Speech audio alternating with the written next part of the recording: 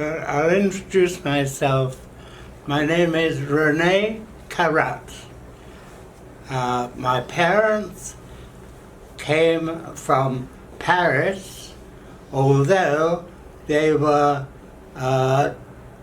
initially from Odessa and Kiev. Kiev. Kiev ring. Yes, Kiev, from Kiev and from Odessa. They came to Paris and were there with their parents, and they came over from Paris to England, to London, in just after the war, 1919. And I was born in London in 1920. As far as I knew, I had I was a third child of a family of 4 children. I had a very nice middle-class upbringing. I had a nice, very good parents. Had a very good education, and I just developed quite naturally without any difficulty. I went to a very good school, very high standard. I also went to cheder until I was about 14, so my basic knowledge is quite good, my background. I used to go to shul. I was sang in the choir for nearly 8 years, and I had a very good voice, and I was a very regular choral singer. Anyhow, life went on quite uneventfully for me until what I really remember is that after I left school, I became a medical student. I personally would have liked to have done law, but my father was very friendly with a doctor. They were great friends, Dr. Sammy Sachs. And Dr. Sammy Sachs was the uncle of what's his name? Abba Eben. Eben, yes. So he was very influenced. So I started studying medicine at Middlesex Hospital in London at the medical school. And this carried on to 1939. I went into the medical school in 1937. And I was quite a bright boy, really. I was only 17 then, but I was accepted as a medical student. Anyhow, I do remember very clearly that on September the 3rd, 1939, war was declared. We had a family in Paris, and the communication was very difficult, but it went on.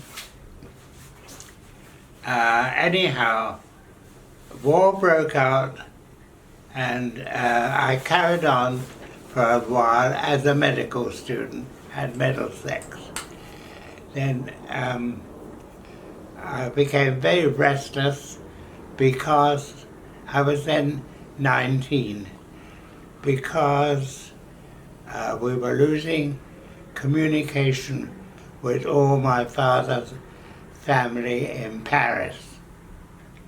And in one examination I failed, and in between, when I was waiting to sit at the examination again, I decided to go in the army because the stories we had of about the Nazis, what have you, and so on. And when you're 19 and 20, you don't think the same way. Anyhow, to cut a long story short, I was called up, and I was called up into the infantry of the British Army. That's stage from 1 to stage 2, which was in the army. I was trained as an infantryman, and of course I had the advantage of a high level of education and so on, and so I got promotion very early, and then I was sorted out and sent off to a selection unit to become an officer. I passed examinations there, and I was sent off to what is known as OCTU, Officers Cadet Training Unit, and I fully qualified as a full lieutenant in the infantry. And now, not only I qualified in the artillery, because I had a certain amount of technical knowledge.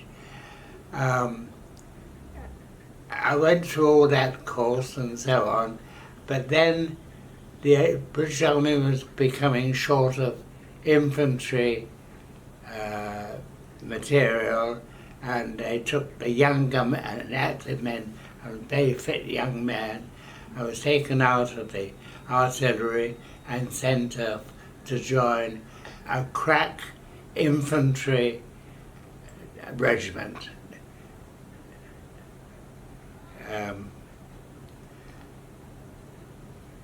It's difficult for me to remember.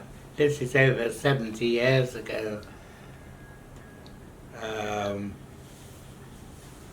Yes, it was a very famous regiment called the Durham Light Infantry. Durham Light Infantry. Durham comes from up near Newcastle and was in those days a coal mining area. And so the men were not very tall, they were average age, they were shortish, but they were extremely tough because they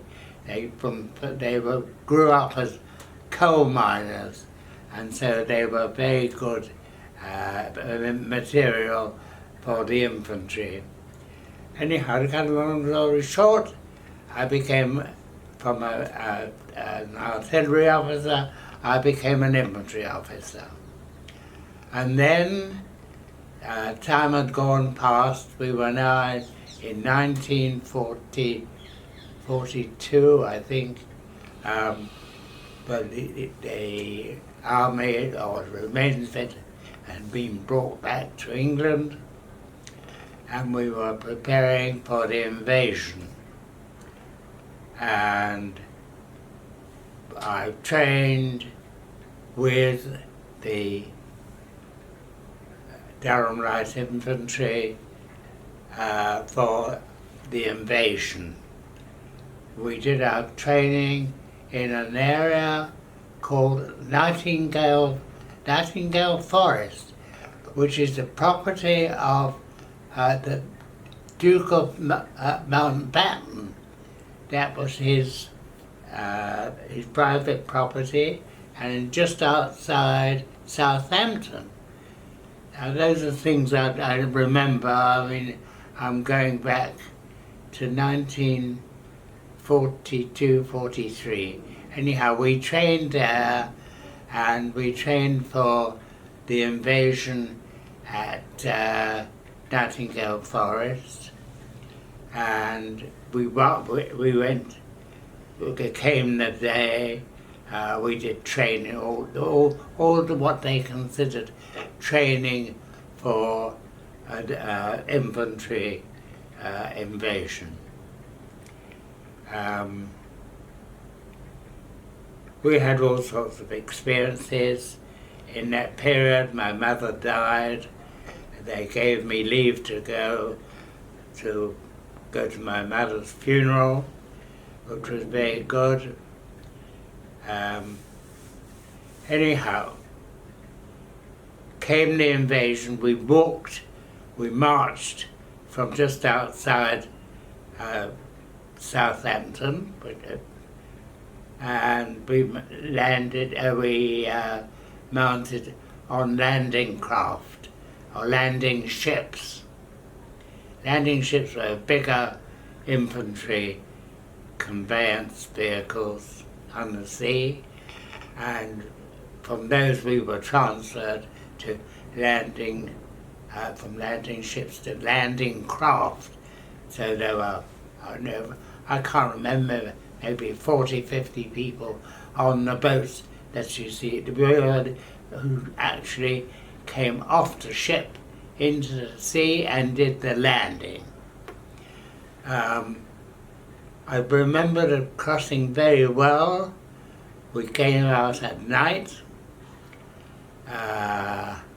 and there was non-stop artillery barrage. There was a very famous ship, I remember, called HMS Warship, which had the biggest gun in the Navy, naval ships. And we used to hear the shells going over us because they were so big and the speed was slower. Anyhow, we carried on in the landing craft, and that's what we landed from. We also, somebody had the mad idea that we would move more quickly if we had bicycles. And so our particular bunch of infantry, everybody had a bike, which, so when you landed from the landing craft, not only with your gun and so on, but you landed with a bike, a bicycle.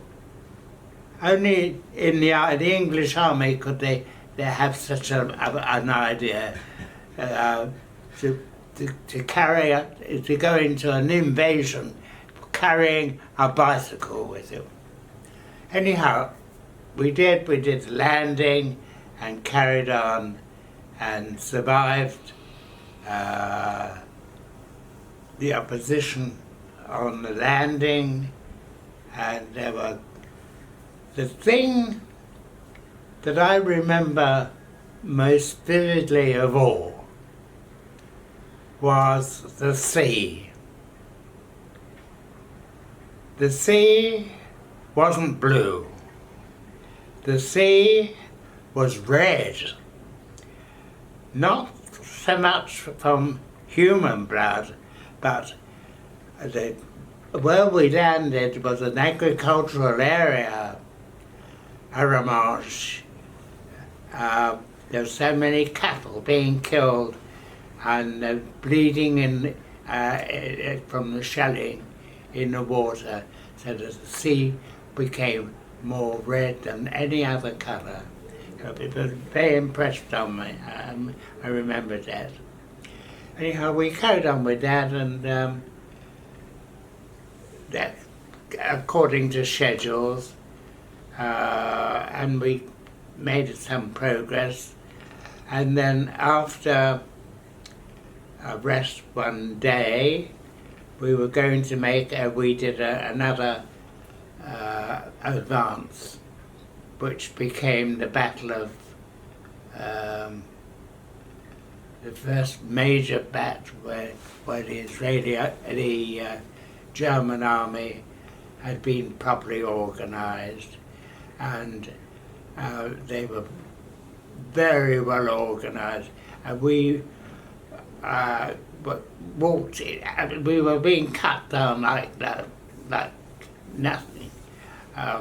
They had set lines of fire, and we were given orders to what we did, and we were cut to pieces. And it is Tilly and Caen. That was the area. That's where the battle was, and that battle lasted a few days.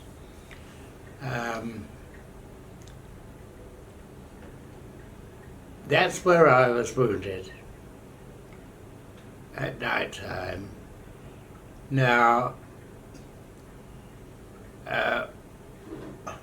I didn't remember an awful lot about that because I was wounded in the head. I was shot in the head, and I lost part of my one ear. And how I survived, 3 days later after the landing, they came to bury me because I'd been lying on the ground for 3 days unattended. And somebody had enough sense to realise that I was still warm, so I was still alive. And so they said, well, head injuries are right off. They decided to send me back to England by train and ship rather than waste a place on an aeroplane. And I came back to England. I came on and off consciously on the journey, not a lot. Anyhow, they took me into, I think it was Portsmouth. They took me into a hospital in Portsmouth, and somebody, a surgeon who I never actually met, but he was clever, and he did the first operation on my head. And I was there, and they identified me there. It was from there that they notified my family. They moved me on from there to a hospital in Warrington, which is in north of England, and I came under a man, I've never forgotten his name, Sutcliffe Kerr, his name was, and he was a neurological surgeon.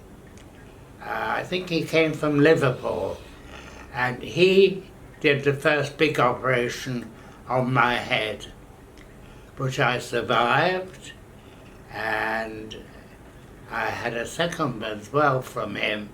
And the amazing thing is, I have no middle ear. I'm stone deaf on the left side, and a permanent noise. And they did a very good plastic surgeon job on people. Don't notice that half my ear's missing. I can't balance anything on this left ear.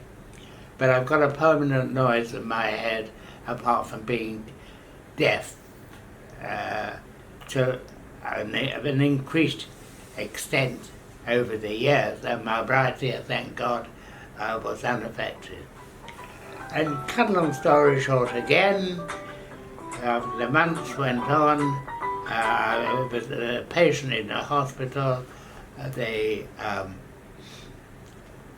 moved me from the hospital in Warrington to a very interesting place in Birmingham, which is still, I think, still exists today. It's a mental home where they had head injuries and mentally affected people.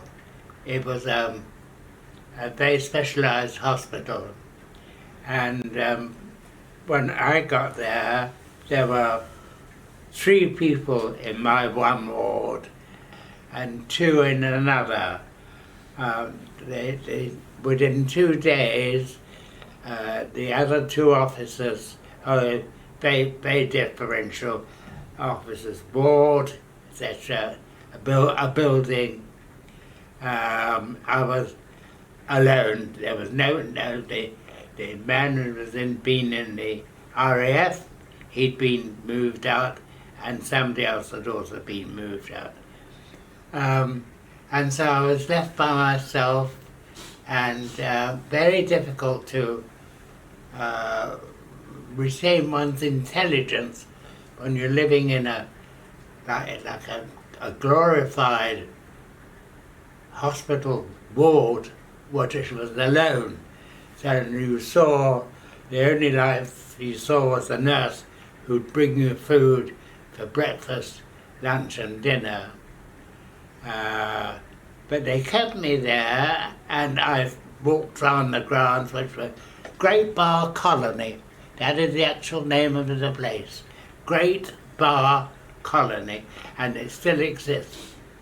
I survived, and my sanity as well, because when you live by yourself, you walk around and nobody to talk with, and I couldn't read very well at that time. I couldn't read, and my vocabulary also was very much restricted because I'd had this head injury, although it hadn't affected my intelligence at that time. Anyhow, to cut a long story short again, they kept me there for a while and I progressed, and they discharged me. And they discharged me as to become a civilian, which I did. Briefly, from the time being wounded in June to being released was not till about February, March of the following year. So that's 6-8 months. And now the question arose here, I was then 25, and the question was, what sort of future did I have? What could I do? Or what did I want to do? And of course I couldn't go back and finish my medical studies because my hearing had been so impaired. I couldn't use a stethoscope.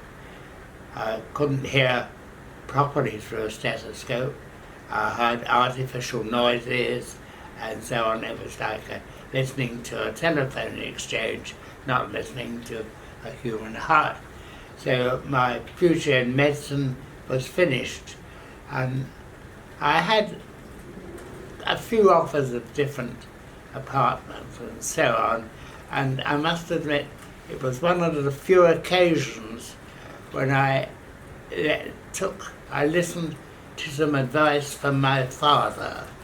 Now, I must pass the comment that most young men, round about 20, as I was then, in the very early 20s, never take advice from their parents.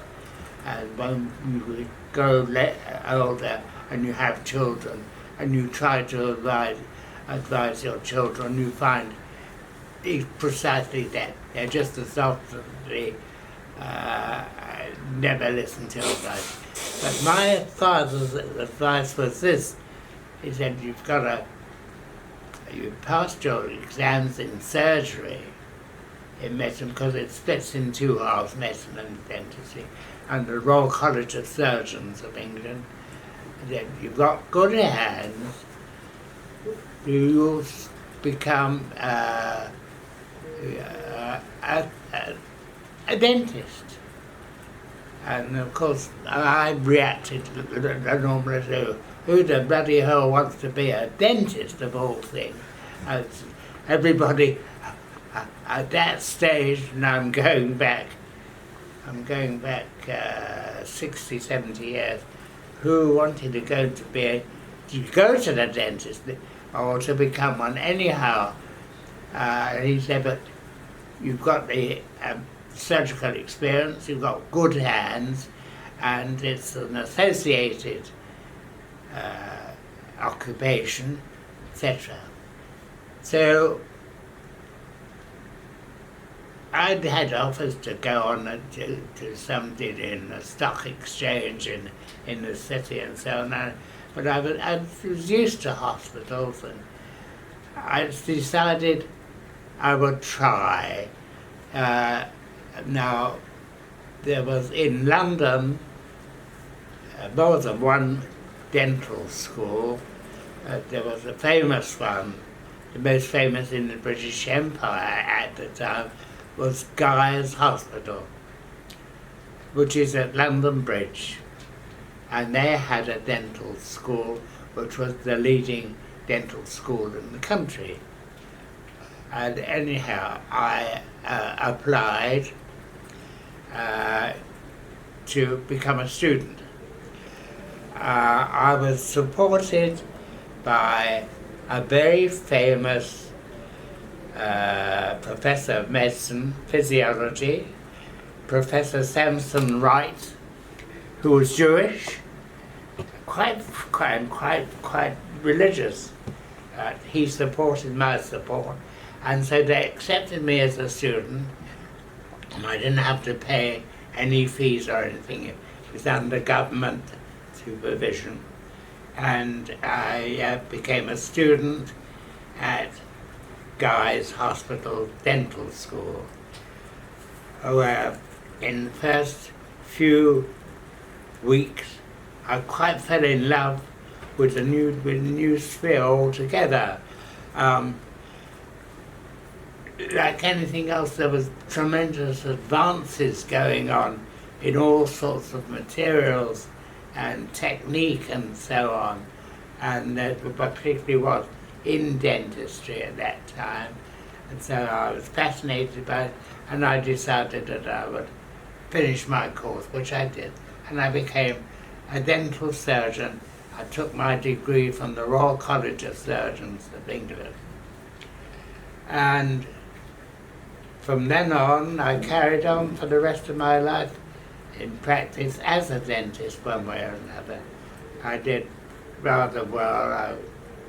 I was very able, and I finished up in practice in an area in London which is world famous, Harley Street, where all the specialists were, and that's where my surgery was.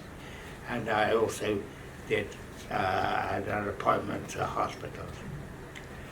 So that's taken this so far from being a student to a dental student, and now I am a dental surgeon. Now what can I tell you from there? I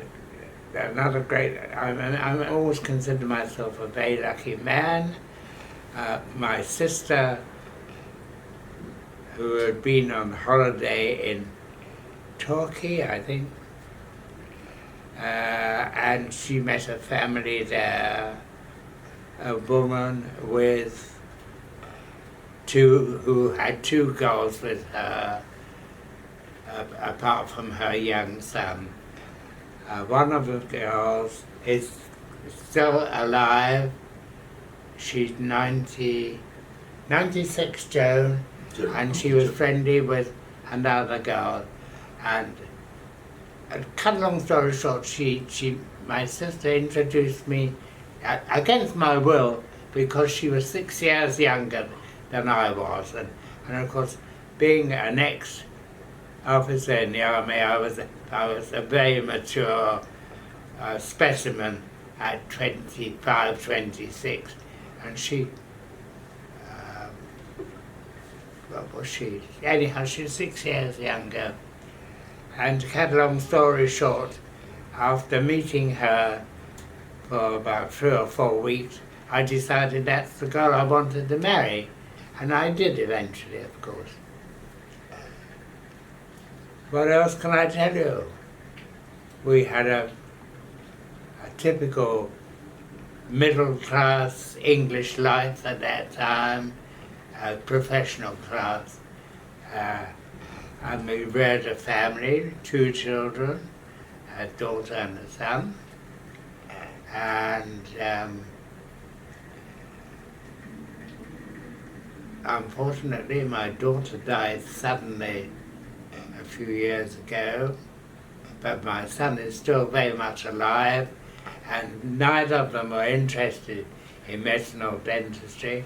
My son and lives just outside Cambridge.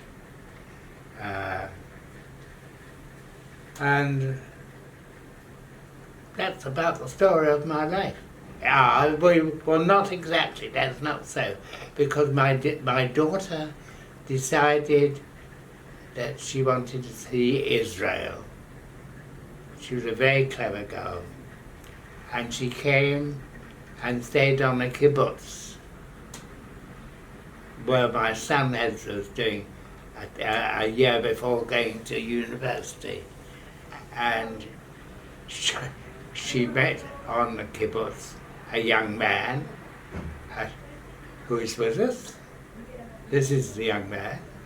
And she decided that she was going to make Aliyah, much to my amazement. But we'd always been intensely Jewish, and I wouldn't say that we knew much about Zionism and so on, but of course we come from old Russian Jewish stock. We are Jewish. We know we're Jewish, and we don't have to apologize for it. Anyhow, cut a long story short, Andy decided that she was going to do Aliyah, which she did, and she married the man of her choice, who has been one of the great fortunate things of my life, who is my son-in-law. I'm eternally grateful for him in every way, in every way. I'm not short to tell him. In fact, everything. So there it is. And Andy came to Israel. She was a very clever girl. She loved teaching children, and she did specialize. She took a mastership degree in children's education, etc. Unfortunately, she died suddenly. That's life. We aren't any. I can't say any good on it. And so, and then Frances, my wife, had a lot of trouble with her back, and eventually we had to move her. We could no longer look after her at home. We had a very, very lovely, comfortable home in Herzliya, Patua. We moved her to Bethlehem, and Andy, by this time, had grown up and matured, was more or less also beginning to run my life. And she said, "Daddy, you can't live by yourself anymore." But here I am at Bethlehem, and I've been living here, I don't know, 15, 16 years, something like that now. So that's the story.